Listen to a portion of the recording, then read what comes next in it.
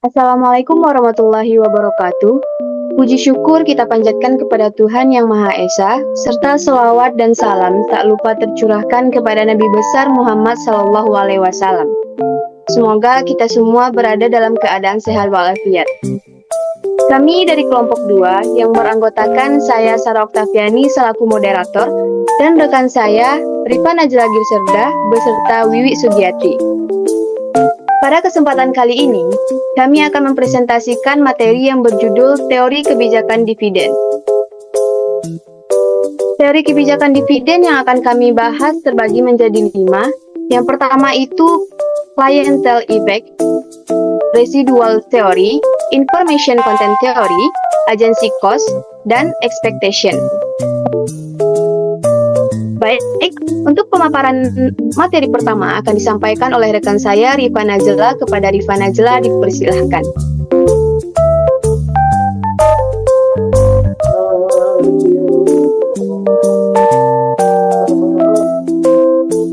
Baiklah, terima kasih kepada moderator.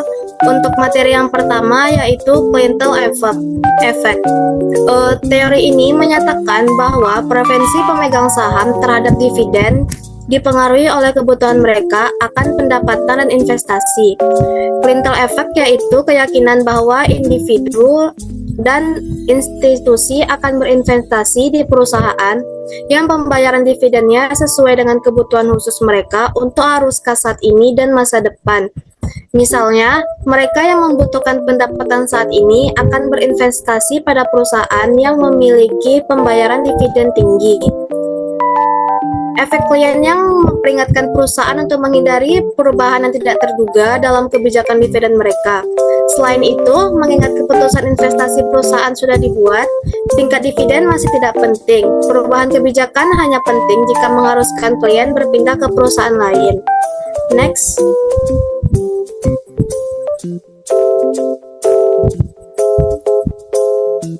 Dua, residual theory. Menurut teori ini, perusahaan seharusnya mempertahankan laba yang diperlukan untuk investasi yang menguntungkan, dan sisanya baru dibagikan sebagai dividen. Dengan kata lain, dividen seharusnya merupakan sisi atau residual dari laba setelah memenuhi kebutuhan investasi. Teori yang menyatakan bahwa pembayaran dividen perusahaan harus sama dengan sisa uang tunai sekarang mendanai semua investasi yang memiliki nilai sekarang bersifat positif. Di pasar sempurna, tidak ada biaya yang ditanggung perusahaan ketika menerbitkan sekuritas baru. Namun, pada kenyataannya prosesnya cukup mahal, dan biaya flotasi yang terkait dengan penawaran baru mungkin mencapai 20% dari jumlah uang yang dikeluarkan. Sekian moderator.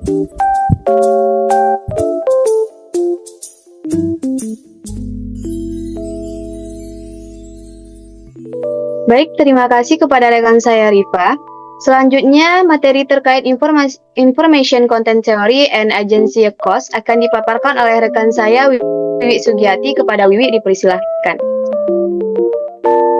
Baik, terima kasih kepada moderator. Materi yang ketiga yaitu Information Content of Theory atau Signaling Hypothesis. Teori ini menyatakan bahwa keputusan perusahaan untuk membayar dividen atau tidak dapat menjadi sinyal kepada investor tentang kesehatan dan prospek perusahaan. Pembayaran dividen yang stabil dapat dianggap sebagai sinyal positif, sementara perubahan yang signifikan dalam kebijakan dividen dapat dianggap sebagai sinyal negatif. Seorang investor di dunia pasar sempurna akan berpendapat dengan keyakinan yang cukup bahwa nilai suatu perusahaan ditentukan secara ketat oleh keputusan investasi dan pendanaan dan bahwa kebijakan dividennya tidak terdampak pada nilai. Namun, kita tahu dari pengalaman bahwa perubahan dividen yang besar dan tidak terduga dapat berdampak signifikan terhadap harga saham. Kenaikan dividen yang lebih besar dari perkiraan mungkin memberi sinyal kepada investor bahwa manajer mengharapkan laba yang jauh lebih tinggi di masa depan. Sebaliknya, Penurunan dividen atau bahkan kenaikan yang kurang dari perkiraan mungkin menandakan bahwa manajer memperkirakan laba masa depan yang kurang menguntungkan. Demikian pula, beberapa pihak mengklaim bahwa manajer seringkali memiliki informasi orang dalam tentang perusahaan yang tidak dapat diberikan kepada investor. Perbedaan akses terhadap informasi ini yang disebut asimetri informasi, mereka yakin dapat mengakibatkan harga saham menjadi lebih rendah atau lebih tinggi dibandingkan jika tidak terjadi. Next. Materi selanjutnya yaitu agency cost. Biaya keagensian atau agency cost adalah nilai yang hilang yang dihadapi pemegang sekuritas suatu perusahaan ketika terdapat konflik kepentingan antara manajer dan pemegang sekuritas. Teori ini menyoroti konflik kepentingan antara pemegang saham dan manajemen perusahaan. Kebijakan dividen dapat digunakan untuk mengurangi masalah agensi dengan memberikan sinyal kepada pemegang saham tentang kinerja perusahaan dan mendorong manajemen untuk bertindak sesuai kepentingan pemegang saham. Kebijakan dividen suatu perusahaan mungkin dianggap oleh pemilik sebagai alat untuk meminimalkan biaya keagenan, dengan asumsi bahwa pembayaran dividen mengharuskan manajer menerbitkan saham untuk membiayai investasi baru. Investor baru akan tertarik pada perusahaan hanya jika mereka yang bahwa modal tersebut akan digunakan untuk menghasilkan keuntungan. Sekian, saya kembalikan kepada moderator.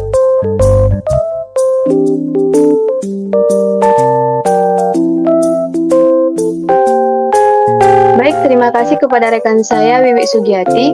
Untuk materi mengenai teori selanjutnya, teori yang terakhir yaitu mengenai expectation, akan saya sampaikan sendiri. Teori expectation ini merupakan gagasan bahwa reaksi investor terhadap keputusan manajerial didasarkan pada penilaian mereka terhadap dampak tindakan tersebut terhadap harga saham. Misalnya, pengumuman dividen yang lebih tinggi tidak hanya menunjukkan bahwa lebih banyak uang tunai akan diterima oleh investor pada kuartal ini, namun juga dapat memberikan sinyal kepada investor bahwa prospek masa depan perusahaan telah membaik. Teori ini mengacu pada harapan pemegang saham terhadap kebijakan dividen perusahaan. Pemegang saham memiliki harapan yang berbeda terkait dengan kebijakan dividen, tergantung pada preferensi dan kebutuhan investasi mereka. Misalnya, ketika waktu semakin dekat bagi manajer untuk mengumumkan jumlah dividen perusahaan berikutnya, maka investor membentuk ekspektasi tentang berapa besar dividen tersebut. Ekspektasi ini didasarkan pada faktor yang berhubungan dengan perusahaan, seperti keputusan dividen di masa lalu, laba saat ini dan yang diharapkan, strategi investasi, dan keputusan pendanaan. Investor juga mempertimbangkan hal-hal seperti kondisi perekonomian secara umum, kekuatan atau kelemahan industri pada saat itu, dan kemungkinan perubahan kebijakan pemerintah. Ketika keputusan dividen sebenarnya diumumkan, investor membandingkan keputusan sebenarnya dengan keputusan yang diharapkan. Jika jumlah dividen sesuai dengan yang diharapkan, meskipun meningkat dari tahun-tahun sebelumnya, harga pasar saham tidak akan berubah.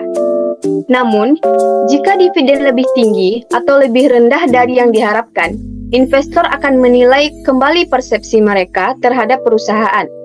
Singkatnya, keputusan aktual mengenai kebijakan dividen perusahaan tidak akan selalu signifikan, kecuali keputusan tersebut menyimpang dari ekspektasi investor.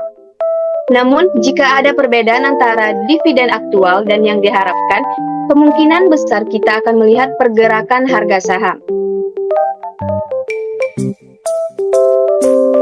Baik, kesimpulan dari materi kali ini yaitu, ketika peluang investasi perusahaan meningkat, rasio pembayaran dividennya akan menurun.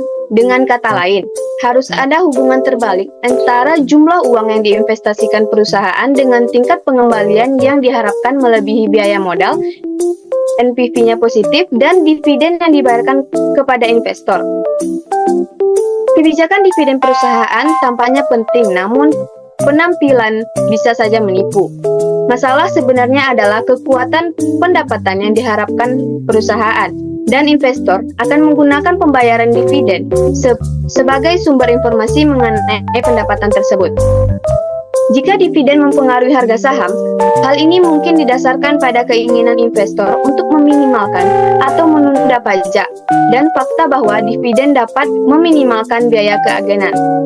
Jika teori ekspektasi bermanfaat dan yakin demikian, maka perusahaan harus menghindari mengejutkan investor ketika menyangkut keputusan dividennya. Kebijakan dividen perusahaan harus secara efektif diperlakukan sebagai sisa jangka panjang. Baik, mungkin sekian dulu dari presentasi kami mengenai pemaparan materi kebijakan dividen ini. Mungkin sekian. Wabillahi taufiq wal hidayah. Assalamualaikum warahmatullahi wabarakatuh.